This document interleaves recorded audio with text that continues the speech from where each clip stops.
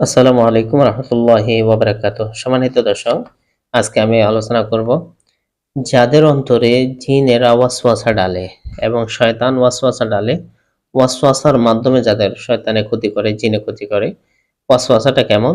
যেমন আমি নামাজ পড়তেছি, নামাজের ভিতরে বিভিন্ন দিকে মন ছুটে যায়, নামাজের ভিতরে বিভিন্ন জিনিস মনে আসে। এরকমও দেখা যায় অনেকের নামাজের ভিতরে যখন সেজদা দিতে যায় তখন কুফরি অনেক কালাম তাদের অন্তরে বেশি ওঠে। হুম? এবং তারা যখন সেজদা দিতে চায় তখন মনে হয় যেন সে অন্য কাউকে সেজদা দিচ্ছে। এরকম ওয়াসওয়াসাগুলা শয়তান অনেক ক্ষেত্রে অনেককে দিয়ে থাকে।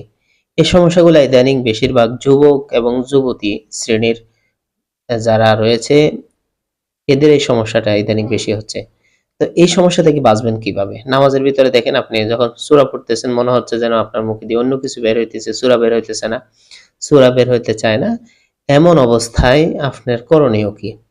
আপনি দেখা যায় কবিরাজের কাছে গেলেন, সেখানে অনেক টাকা নষ্ট করতে হবে।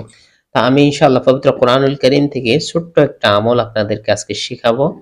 যে আমলটা করলে আপনি এই ওয়াসওয়াসা থেকে, এই সমস্যা থেকে ইনশাআল্লাহ অবশ্যই মুক্তি পাবেন। তো চলুন ইনশাআল্লাহ আমলটা আমরা জেনে নিই। আমলটা হলো পবিত্র কোরআনুল কারীমের সূরাতুল মুমিনুনের ৯৭-৯৮ নম্বর আয়াত। পবিত্র কোরআনুল কারীমের সূরা মুমিনুনের ৯৭-৯৮ নম্বর আয়াত। এই আয়াতটা এভাবে: আউযু বিল্লাহি মিনাশ শাইতানির রাজিম। বিসমিল্লাহির রহমানির রহিম। রব্বি আউযু বিকা মিন হামাযাতিশ শায়াতিন ওয়া আউযু বিকা রব্বি আন ইয়াহদুরুন। এই আয়াত দুটা আপনি ২১ বার করে প্রত্যেক ফরজ নামাজের পরে এই আয়াত দুটা আপনি ২১ বার করে পড়বেন। শুধু পড়লে হবে, কোনো ফুটও দেওয়া লাগবে না। এই আমলটা ধারাবাহিকভাবে আপনি করতে থাকেন, ইনশাআল্লাহ এই ওয়াসওয়াসাকারী শয়তান আপনার থেকে বিদায় নেবে এবং আপনার এই সমস্যার সমাধান হবে, সমস্যাটা আর হবে না ইনশাআল্লাহু তাআলা।